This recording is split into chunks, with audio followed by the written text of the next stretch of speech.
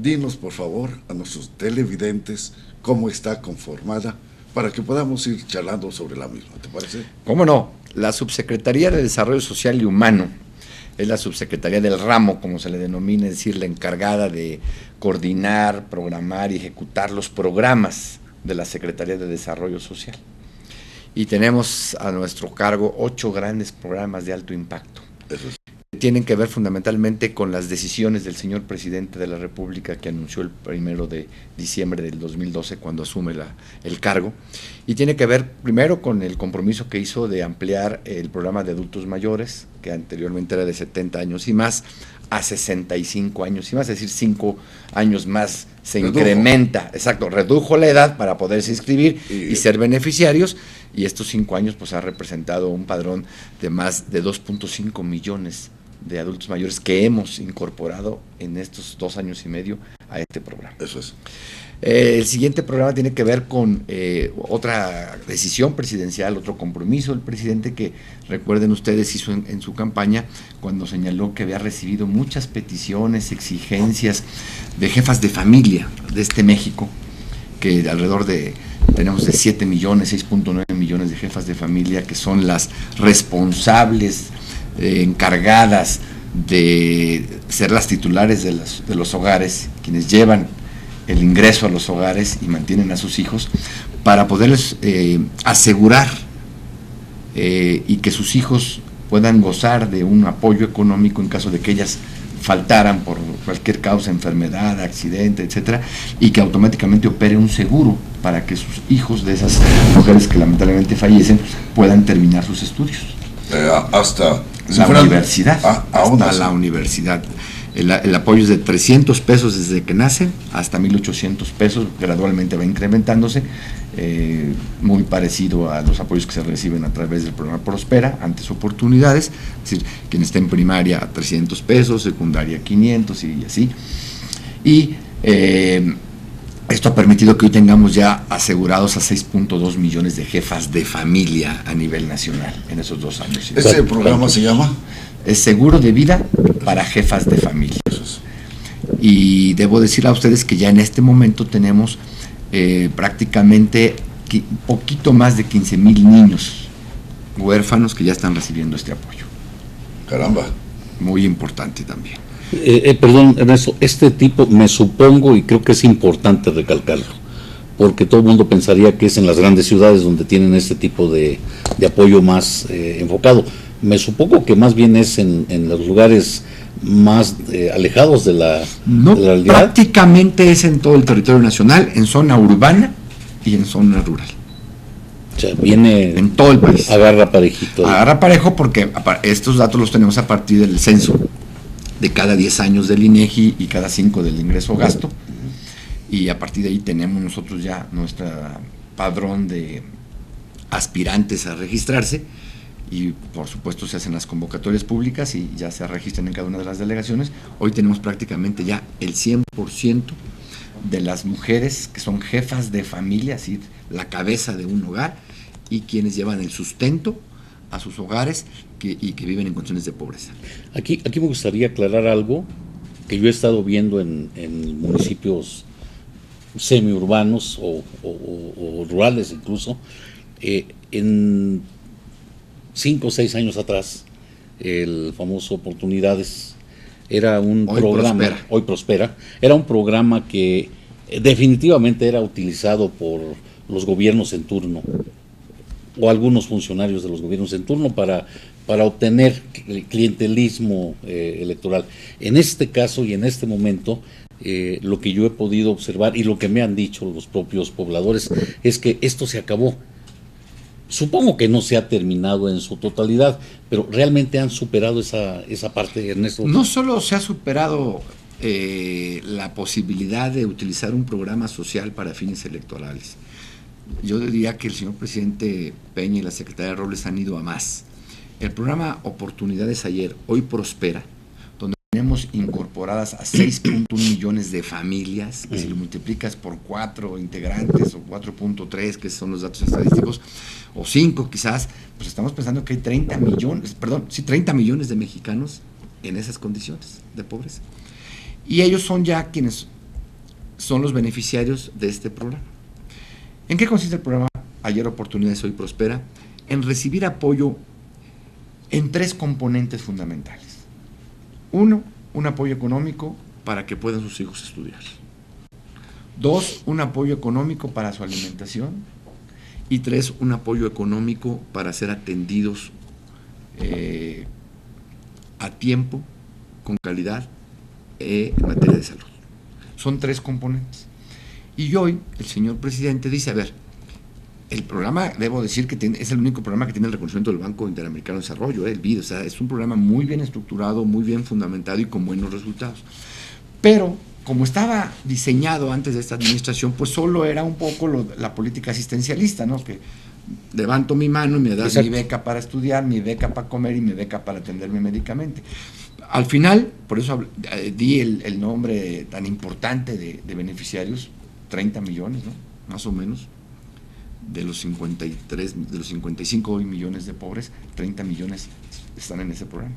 Pero ¿qué sucede? Solo recibían un apoyo económico y no van a salir de la pobreza, porque ahora tocaremos el tema de la evaluación de Coneval. El Coneval señala que hay 6 carencias, a las que me voy a referir más adelante, pero sobre todo para medir la pobreza hay que medir el ingreso. Sin duda. Y mientras tú no tengas un empleo o un autoempleo que esté arriba de la línea de bienestar, como le llama Coneval, que son 2.500 pesos promedio al mes, vas a seguir siendo pobre. Entonces, a esas familias, ¿no?, que ya tienen esos 3 apoyos, si no les lográbamos dar un empleo o un autoempleo, iban a seguir en pobreza. Entonces, el nuevo programa Prospera, lo que fundamentalmente innova hoy es que se está incorporando a la inclusión productiva, es decir, generándose proyectos productivos para esas familias y en consecuencia saldrán de la pobreza. ¿Ustedes son los que generan estos proyectos o son las propias familias las que le proponen a ustedes los proyectos? De manera coordinada. Nosotros lo que hicimos fue firmar convenios con universidades con un alto prestigio que, como ustedes saben, se dedican en una parte importante a la investigación y al desarrollo de negocios, al desarrollo de un modelo de proyecto productivo. Entonces nosotros ponemos a sus órdenes esa información técnica. Se identifican en cada una de las comunidades la vocación productiva del lugar o la necesidad que tiene la familia o la comunidad de desarrollar un proyecto productivo. Nosotros damos nuestra opinión técnica de que puede ser altamente eficaz o tener un final feliz, y entonces los vamos acompañando técnicamente para que al final pues pueda ser exitoso ese programa. Entonces se define de manera coordinada con los elementos técnicos que nosotros tenemos, pero también a partir de las necesidades y de las peticiones de cada comunidad. Por ejemplo, voy a poner un ejemplo muy importante que hoy pues incluso tiene una buena difusión. Se lograron reunir varias familias en Veracruz y lograron crear un proyecto productivo exitoso de stevia, que como saben ahora es el sustituto del azúcar. Y entonces está haciendo un proyecto muy exitoso en la comunidad, porque se detectó que el suelo era el adecuado, la planta que se sembró es la correcta, el fertilizante, etcétera, etcétera. Todo el proyecto productivo se desarrolló correctamente y hoy pues ya no dejó de ser solo un artículo de autoconsumo para las comunidades, sino de un autoempleo y un buen ingreso. Y así como esos hay muchos. Perdón, Ernesto, yo quisiera que, a mí me es muy importante, y lo digo con toda la seriedad que me caracteriza como periodista por la zona donde yo me desempeño y camino, Ernesto. Es importante para mí que un personaje de tu talla, de tu tamaño, le diga a aquellas personas que no ve o que no lo ven más que en ocasiones especiales porque el Señor va a entregar algún beneficio a ellos, y además no se le pueden acercar porque son muchos y no podría atenderlos a todos, pero pueden estarnos viendo en este momento. Me gustaría que les dejaras claro que esto no se va a terminar porque se terminó el gobierno de Enrique Peña Nieto, que esto es algo que ya se tiene que quedar porque está dentro de la Constitución política de nuestro país, y que es un derecho al que tienen ellos, valga la redundancia, ese derecho. ¿Es así o estoy mal o por qué piensan esto? A ver, Rafa, bueno, no, lo que pensaban antes, cuando venía el proceso electoral es que Así si es. no votaban por el partido en aquel Así momento es. en el poder, les iban a retirar el programa Oportunidades. En efecto. Si ganaba el PRI, en pocas palabras. Y lo que hoy, afortunadamente y satisfactoriamente, la gente dice es, no solo no nos quitó, o sea, ganó otro partido diferente al pasado, no solo no nos quitaron los beneficios, sino que nos incrementaron las posibilidades de mejora en nuestro medio ambiente, en nuestra manera de vivir. Como es, repito, no solo me siguen dando el dinero para la educación, para la alimentación y para la atención médica, sino que hoy me están permitiendo desarrollar un proyecto productivo para tener un mejor ingreso. ¿Correcto? Sí, Pues totalmente. aquella duda que había, que se había sembrado, totalmente quedó atrás. Lo más importante es que el ingreso hoy, como lo vimos por Coneval, es que mide fundamentalmente la pobreza. Entonces, esas familias que ya teníamos identificadas con nombre y apellido, que sabemos dónde viven, en qué condiciones, hoy tendrán la posibilidad, gradualmente, de poder incorporarse a un proyecto de desarrollo productivo. Eso es. Tenemos algo que sin duda afecta quizá a tus programas y que lo señaló la secretaria de Desarrollo Social, es el referente a los educadores en Oaxaca, que limitaron, Tu tierra. que limitaron o limitaban precisamente estos programas. ¿Qué nos puedes decir a eso? Pues totalmente fuera de lugar, totalmente fuera de toda razón. A eso fue la secretaria de Tu Tierra, justamente a Oaxaca, a poner orden, porque no puede ser que la política social sea rehén de un sector, de un gremio, y efectivamente presionaban los maestros a quienes eran beneficiarios de los programas para que pues, no los recibieran como debían de recibirlos, ¿no? Es decir, ellos sí y los partidos no. Y los partidos no. Entonces, pues lo que justamente se fue a transparentar primero, decir, a ver, el programa Oportunidades Ayer, hoy prospera, tiene que llegar a estas familias que ya tenemos empadronadas. Y no está sujeta a ninguna presión de ningún grupo, ni de ningún organismo, ni de ningún sector, ni de ningún gremio, ni mucho más. Entonces, justamente eso fue, a decir, a ver, una cosa es el tema educativo y una cosa es el tema social.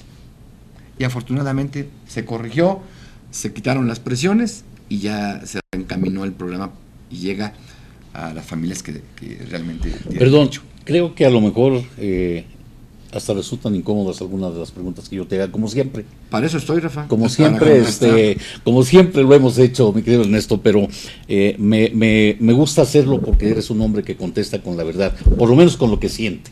Y con la verdad de lo que yo sé. Así es.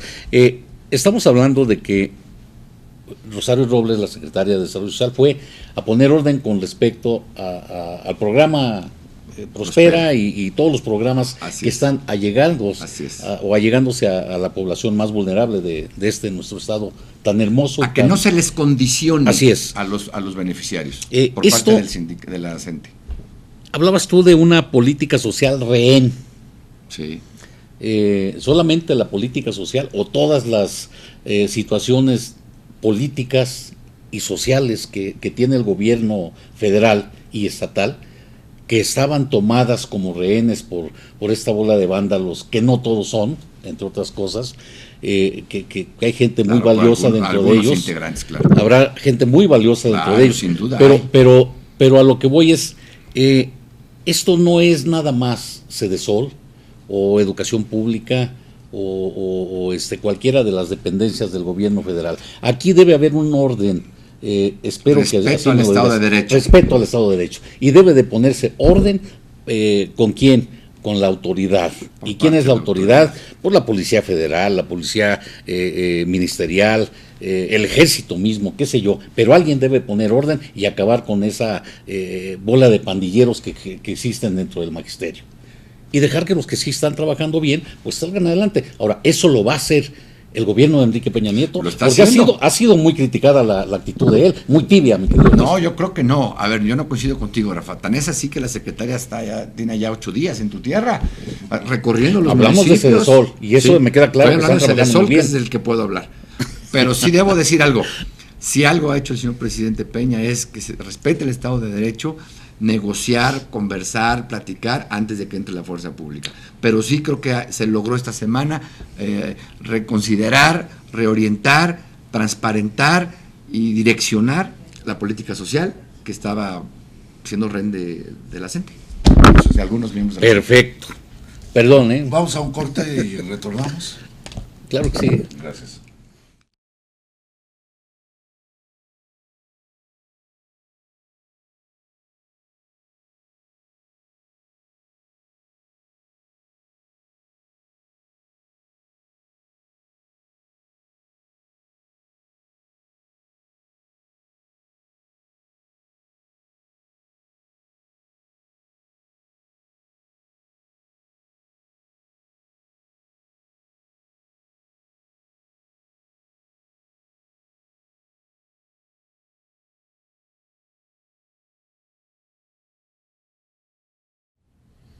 Estamos en ejercicio del poder, precisamente, como yo les refería, en la oficina del subsecretario de Desarrollo Social y Humano, el licenciado Ernesto Nemer Álvarez. Estamos en vivo y precisamente nos decía, antes de ir al corte, sobre algunos programas que tenía la subsecretaría, o mejor dicho, tiene la subsecretaría a su cargo. Los dos más importantes, ¿podrías referirnos, independientemente del número muy amplio que todavía tienes? Tenemos 8 programas, decía yo, ya me referí a el programa 65 y más, que va dirigido a adultos mayores, que fue un compromiso presidencial. Ya me referí al seguro de vida para jefas de familia, que también fue un compromiso presidencial.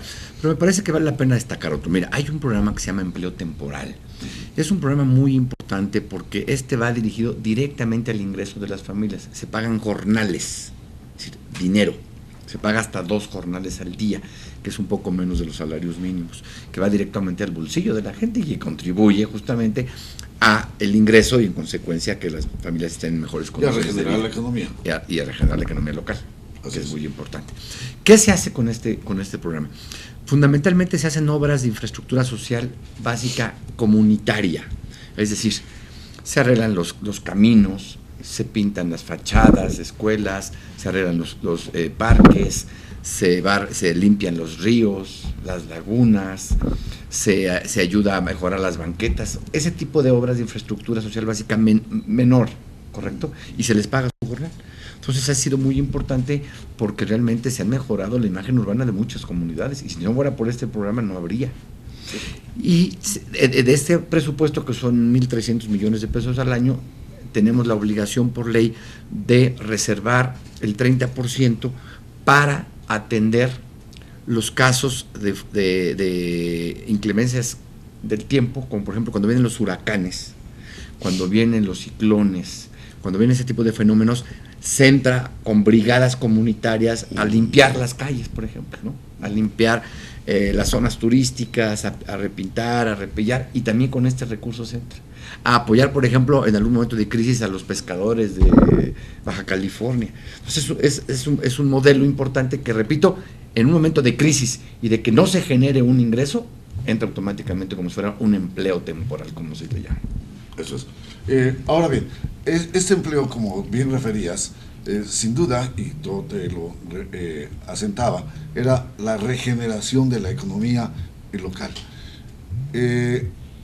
¿Se considera que este empleo también permite la suma de la no consideración de desempleados en el país? A ver, más que desempleados, no necesariamente tienes que ser desempleado. Te repito, a ver, se apoya en mucho a los pescadores de las diferentes regiones del país, pues que no son desempleados, pues claro, pero que en un momento de crisis lo requieren exactamente. Pero también pues se utiliza, repito, por ejemplo, ahora con el huracán en Los Cabos, ¿no? Ahí entró un programa intenso para ayudar a levantar la ciudad, acuérdate. Sí, sí. Se cayeron todos los postes, se levantaron las calles, se destruyó prácticamente se rehizo dos municipios. la ciudad. Ese empleo entra para que la propia gente, que por ejemplo, si tenía su miscelánea y que pues, se le vino abajo, ya en ese momento ya no tiene empleo. Entonces se le apoyó con un ingreso para que él le ayudara a levantar la ciudad y en consecuencia pues le diéramos el impulso económico al Estado. Excelente. Entonces, no necesariamente No la necesariamente. gente que tiene empleo pueda decir que en algún instante no puede sumarse a este Bueno, programa. sí puede en un caso como este Sí, que sí, se claro. platica, pero de otra manera, ¿cómo explico? Es un programa como emergente Eso es, de atender los ingresos de las familias, en este caso. en este caso.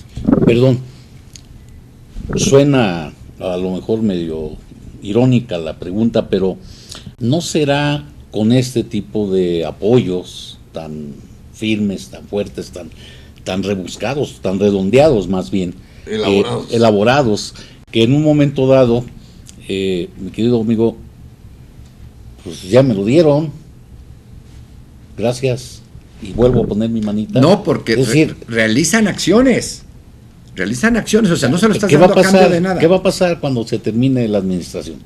No, bueno, este es un programa que ya se trae de años No va a atrás. pasar nada. No debe Y no pasar voy nada. a dejar tampoco una bola de parásitos poniendo la mano cada vez que... Al contrario, porque justamente el Coneval, si algo privilegia, repito, es mejorar tus ingresos, y este programa va directo a mejorar la economía de las familias. Yo creo que será uno de los programas que menos tiendan a desaparecer, porque no estás esperando una beca, Así es. estás recibiendo un salario a cambio de un servicio. Ahora bien, tocaste un tema importante, Coneval. ¿Por qué se nos refiere que hubo en estos 2 años 1.100.000 seres mexicanos que nacieron pobres y que son 2 millones que conllevaron a un estadio de pobreza, a pesar de estos programas? A ver, voy a tratar de explicarme de la mejor manera.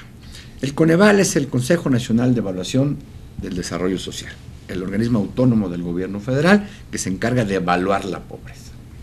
Cuando el señor presidente Peña asume la presidencia, lo primero que hace es tomar al toro por los cuernos, recibir los datos duros de cómo recibió el país a través del INEGI y del Coneval, y se da cuenta que hay 53 millones de pobres, 53.5 millones de pobres. Y se sienta con Coneval para conocer cómo se tiene que orientar y focalizar la política para que ésta se contenga, la política de la pobreza, pues, y podamos mejorar.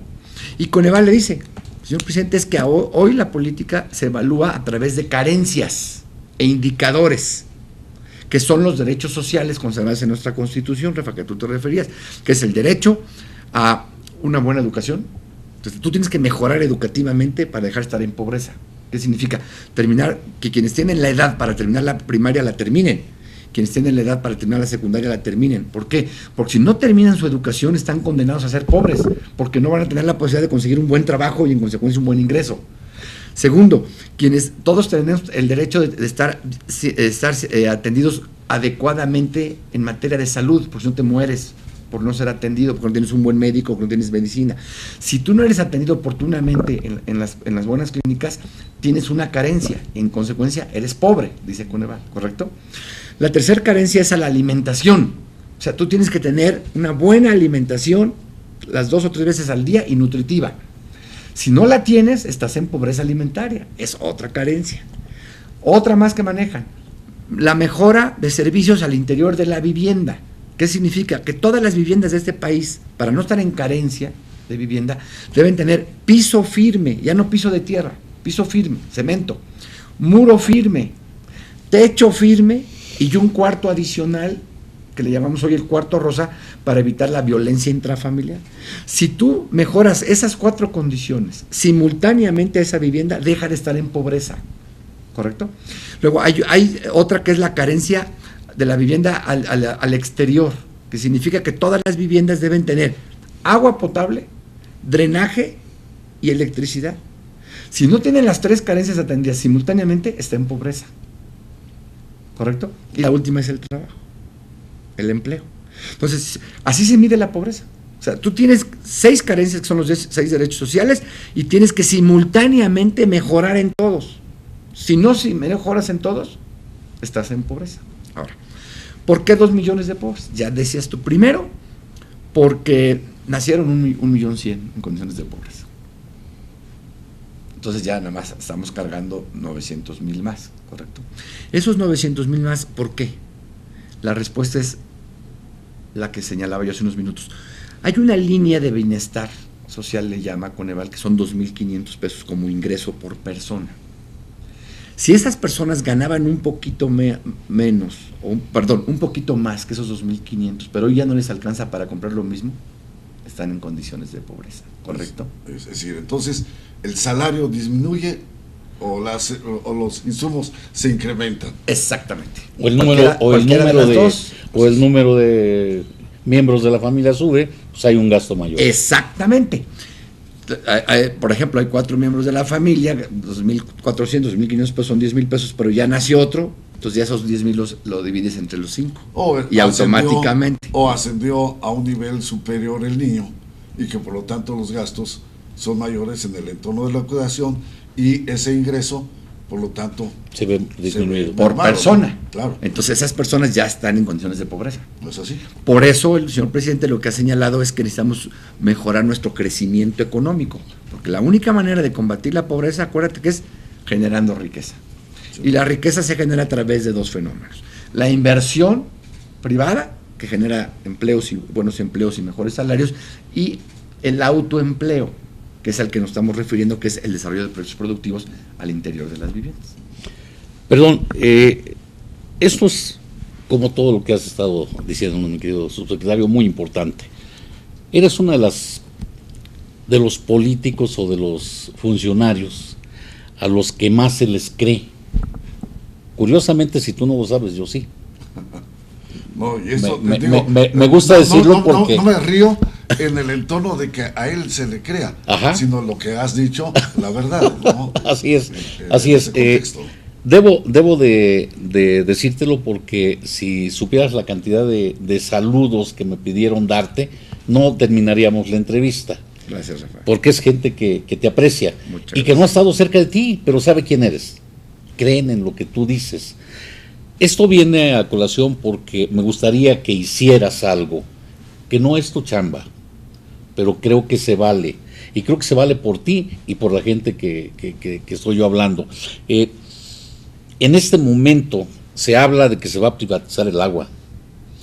No voy a decir quién lo dice, porque ya sería darle mucho vuelo a esas cosas. Que se va a privatizar la educación, se va ya el seguro social. O sea, es más, ya me fregaron, ya no me van a pensionar a mí, mano. Ya estamos por llegar, Gerardo y yo, a esa edad. Bueno, todavía les falta. Donde podemos pensionarnos, y ya no vamos a poder porque se va a privatizar Seguro Social, ICEMIN, IMSS, etcétera. Pues, ¿por qué no le dices tú a nuestros televidentes si esto es cierto o no? Lo debes de saber, independientemente que no sea tu chamba. Tú sí debes de estar enterado de primera mano si esto es cierto o no es cierto. A ver, agradezco los comentarios sobre mi persona. Segundo, a mí me educaron mis padres bajo los principios de los valores. Yo creo en la ética, creo en la honestidad y creo también en que quienes somos servidores públicos tenemos una obligación con nosotros mismos y con los demás de decir siempre la verdad. No estamos obligados a resolver todos los problemas porque no tenemos a nuestro alcance todos los recursos. Estamos obligados a decir que sí se puede y también decir que no se puede. Pero también buscar todas las alternativas. Yo siempre les digo a mis compañeros, aquí estamos para ver cómo sí logramos ayudar a la gente. No cómo no. Cómo no es lo más fácil, ¿no? Cierro la cortina y se acabó. Contestando la pregunta concretamente, no hay privatización ni a la educación, ni al agua, ni a todo lo que se pueda rumorar. ¿Por qué? Porque el señor presidente Peña ha sido claro desde que fue candidato y su visión ahí está y su trabajo está en el Estado de México. Es un hombre comprometido con los mexicanos para lograr primero, un crecimiento. O sea, este país necesita seguir creciendo, porque el crecimiento es el que atiende la pobreza. Pues por eso está vendiendo el agua, la educación, la salud. No la está vendiendo, al contrario. Lo que está haciendo una revolución educativa, ¿no? Que durante muchos años nadie la hizo y que hoy sí tenemos un presidente que le entró al tema de fondo, a pesar de las reticencias que sabíamos que iba a haber, a pesar de que sabíamos que la gente no iba a estar de acuerdo, a pesar de muchos intereses, el señor presidente le entró. Y yo les diría, vamos a esperarnos a saber de los resultados de esta administración. Como todo, cualquier cambio hay resistencia, pero cuando se empiecen a ver los resultados mucho más del fondo de los temas, van a ver que nosotros y nuestros hijos y nuestros nietos van a disfrutar de un mejor país. Aun cuando se agote las reservas petroleras con mayor rapidez. No, bueno, yo creo que, a ver, la reforma energética fue muy clara, ¿no? Era una reforma que merecía y que exigía este país. 2, cuando se hizo la iniciativa en materia energética, se dijo con toda claridad, vamos a lograr mayor competitividad, vamos a abrir los mercados, vamos a lograr mayor inversión, los recursos nuevos que se generen van a ir orientados fundamentalmente a los derechos sociales, va directamente al combate a la pobreza, va directamente a la educación, y va directamente a la salud, y va directamente a la generación de los propios empleos. Me parece que esta es el señor presidente lo dijo y lo dijo bien. La reforma educativa es la reforma de las reformas. ¿Por qué? Porque siempre nos quejamos como país que no avanzamos, que no logramos alcanzar mejores niveles. Y el problema, al final del camino, es la educación. Es lograr una mejor educación. Pero para lograr una mejor educación no se requiere solo mejores alumnos, se requieren mejores maestros. Tú eres maestro, tú lo sabes. Y no es posible que quienes se dedican a enseñar a las nuevas generaciones y quienes se encargan de evaluar a los jóvenes que están preparando, no permitan que a ellos se les evalúe. Entonces, ¿en manos de quién estamos? Yo creo que es un ciclo que tenemos que ir cerrando poco a poco, que tenemos que ir reformando los planes de estudios educativos para mejorar la calidad educativa, para que se enseñe lo que se debe enseñar, para estar a las alturas y a la expectativa de este nuevo México y de este nuevo mundo, ¿no? Hoy estamos pues ya con todo las modernidades de la cibernética, bueno, pues o les enseñamos cómo usar los nuevos instrumentos, bueno, ellos ya nacen sabiéndolos, ¿no? Nosotros nos cuesta trabajo ir aprendiendo. Si no logramos estar en las expectativas del mundo, de la globalización, nos vamos a quedar atrás.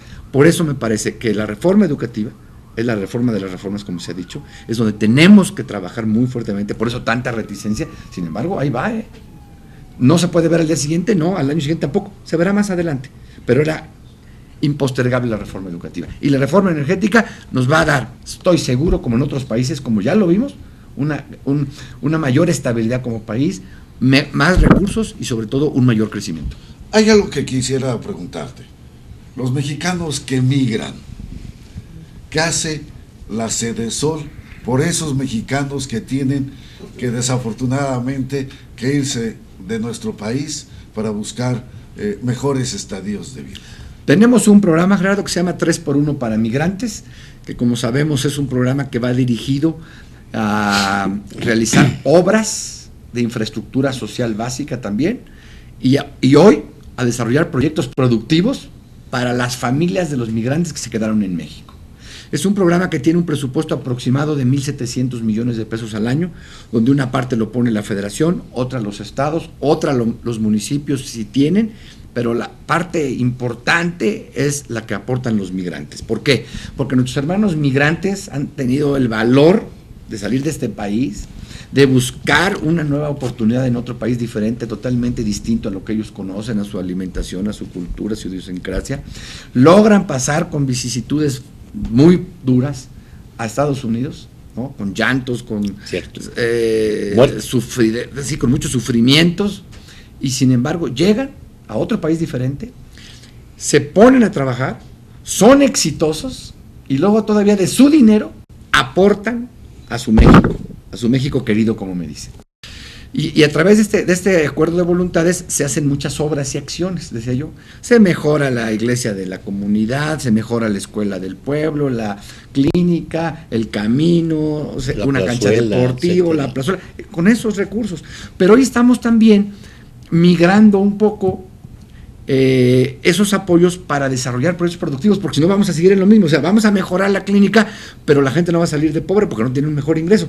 Pues hoy hemos hecho, durante ya los últimos 2 años, cerca de 30 consultas en Estados Unidos, en los lugares de mayor concentración de mexicanos, para que ellos nos opinen, y que es la primera vez que se ha hecho esto, sobre cómo mejorar las reglas de operación del programa 3x1 para que sea más eficaz. Y debo decirles a ustedes que ha sido muy exitoso, que hemos tenido ya varias propuestas, y fundamentalmente son las siguientes. 1, hoy cualquier recurso que se maneje tiene que tener la firma mancomunada del migrante y del gobierno, con lo cual le damos mayor transparencia al manejo de los recursos. Segundo, se incrementaron los recursos para desarrollar proyectos educativos, va junto con pegado de la reforma educativa. Ahora podemos aportar hasta 400,000 pesos para construir un aula, para mejorar sanitarios, pero sobre todo para equipar con computadoras, lo cual le va a permitir a los jóvenes estar mejor preparados. Claro.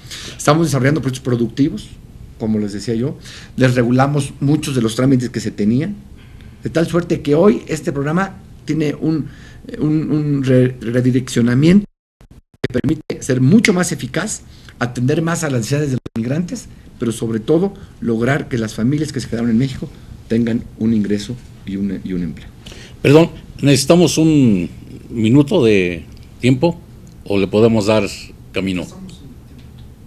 Ya estamos, le podemos dar. Vamos a seguir un ratito, nos da oportunidad, Jimmy, porque esto está interesante y no podemos dejar al señor que nos deja a la mitad, mi querido Gerardo. Yo tengo una pregunta más y yo ahí voy a pararme en este momento, ya si puedo más adelante lo haremos. Tú participaste en tu partido durante mucho tiempo, en el estatal y en el federal en algún momento, el nacional, ahí no es federal.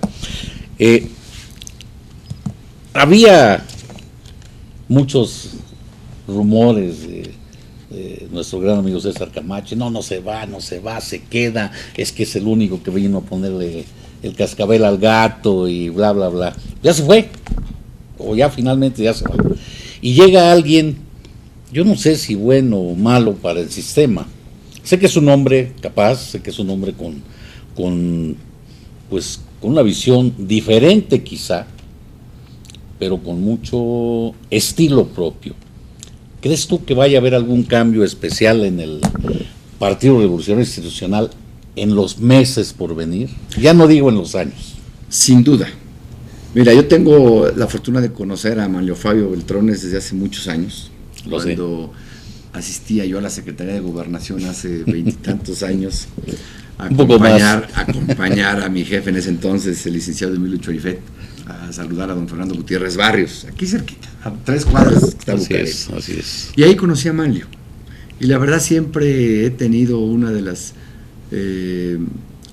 mejores impresiones de él. Es un hombre de Estado, es un hombre con una gran experiencia, es un hombre de resultados, y ya están las muestras en la Cámara Federal, donde logró que las reformas transformadoras del presidente se hayan aprobado, y me parece que cualquier actividad, pero fundamentalmente la pública, se mide por resultados. Y cuando tú tienes frente a ti un hombre de resultados, parece que es un hombre eficaz, es un hombre institucional, es un hombre de ideas, es un estratega, y yo creo que el partido, el PRI, mi partido, vivirá en los próximos años, como lo ha dicho Manlio, con la simpatía ahora que recorra el país y que venga la asamblea y se conozca la convocatoria. Yo estoy seguro que los priistas vamos a darle nuestra confianza, porque es un priista de hueso colorado, es un hombre con gran experiencia, pero sobre todo yo estoy seguro que dará grandes resultados. ¿Cuáles son los resultados? Ayer lo decía él en su entrevista. Primero, actuar como árbitro en las próximas elecciones, ¿no? Tiene un gran reto en el 2016, tiene un gran reto en el 2017 y por supuesto en el 2018, que es entregar los estados, las presidencias, las diputaciones y la presidencia de la República a otro priista. Ese es el reto. Cuando tú llegas a un partido, tu primera responsabilidad es entregar cuando menos lo que tú ya traes. ¿Qué podría hacer él?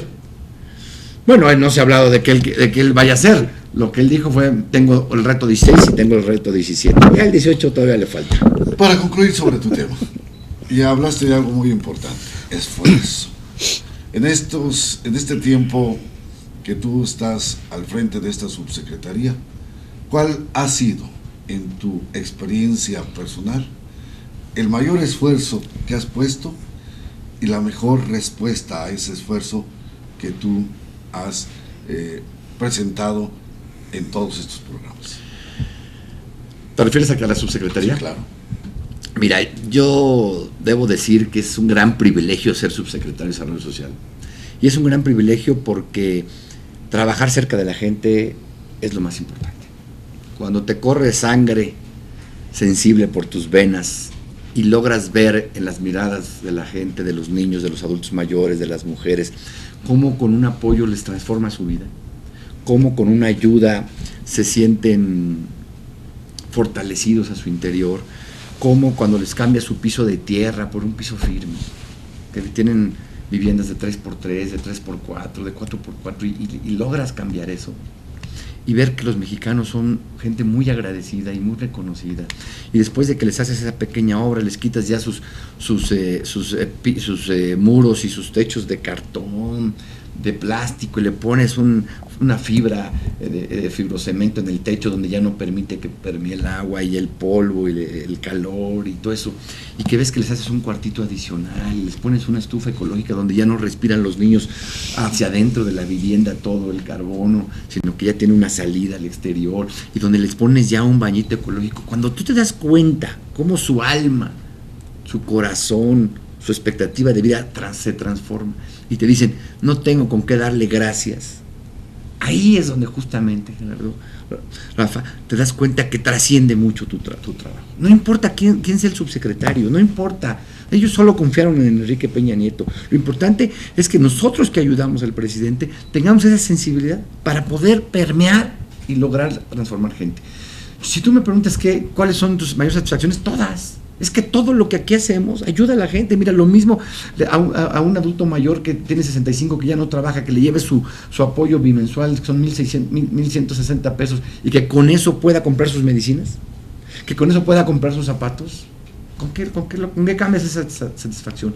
Cuando los niños quedaron huérfanos por alguna razón de la mamá, y que gracias a esos 300, 500, 800 pesos pueden ir a la escuela y no se quedan en sus casas, o no van a delinquir a la calle porque no tienen qué hacer. Cuando tú ves que esos niños están estudiando, qué satisfacción más hermosa. Y quienes somos papás tenemos esa satisfacción de saber lo que importa en la vida, que son los hijos. Y cuando tú le mejoras a un migrante su condición en su comunidad, y que dices, bueno, mi papá o mi hermano, mi abuelo están en Estados Unidos, o mi mamá, pero yo estoy cuando menos aquí con un apoyo importante para mejorar mi educación, y que entonces yo ya me quede aquí más preparado, con un mejor trabajo, que no me tenga yo que ir a explorar otra oportunidad a otro país. Cuando tú logras ver todo eso, cuando tú ves a una mujer limpiando los camellones, barriendo, encalando los árboles, arreglando las guarniciones, y te dice, mire, gracias a Dios hoy tengo para comer, ¿con qué cambias esa satisfacción personal? Hay algo que, lo has dicho muy bien, pero hay algo que me llamó mucho la atención, y lo tienes aquí, en un cuadro escrito por un niño. Por eso me referí. Es decir, creo que ese te llegó más que nada al corazón. Mira, Gerardo, tengo, como ustedes saben, más de 30 años en el servicio público. Ya 6 años, casi 7 años en la política social, en el Estado de México y en la política nacional. Y he tenido otras responsabilidades mayores. Realmente fui diputado 2 años también, y eso me sensibilizó también mucho. Como ustedes pueden apreciar, este es mi espacio. Es mi espacio donde paso muchas horas del día. Y tengo mil cartas, mil llamadas, mil cosas que agradezco a la gente. Pero particularmente cuando ustedes pueden observar lo que yo tengo detrás de mí, son cartas que me han significado mucho. ¿Por qué? Porque he salvado vidas. Y si tú observas que estaba enfermo del riñón, que le iban a hacer el trasplante del corazón, etc. Y yo creo en esto. Yo creo en Dios, creo en la ayuda a los demás, creo en mover conciencias, pero sobre todo cuando una persona, te decía yo, te escribe una carta con el mayor de sus esfuerzos y gratitud, dice, gracias a usted me salvó la vida, gracias por esto, gracias por lo otro, gracias a usted me operaron, gracias a usted esto. No hay palabras para sentirse. Esa es mi historia, a eso me he dedicado, y ese es mi gran compromiso con México. Ernesto, muchísimas gracias por habernos permitido estar en esta tu oficina, en este tu espacio, y muchas gracias porque le has dado una nueva dinámica a tu ejercicio, que sabemos que es muy importante, pero nueva dinámica ¿en qué? Porque hemos llegado a través de esta nueva tecnología a muchísimos hogares que ni siquiera podemos imaginar, y que hoy conocen el importante trabajo del gobierno de la República. Muchísimas gracias, querido Ernesto, por esta oportunidad. Y mi muy querido y como siempre gran compañero en torno a los conductores, mi gran Rafa Gutiérrez Vargas, Mil gracias una vez más. Gerardo, gracias a ti. Y a ustedes, y gracias. una vez más, Gerardo Gloria les agradece haber estado en el ejercicio del poder. Mil gracias. Gracias a ustedes por escucharnos. Muchas gracias.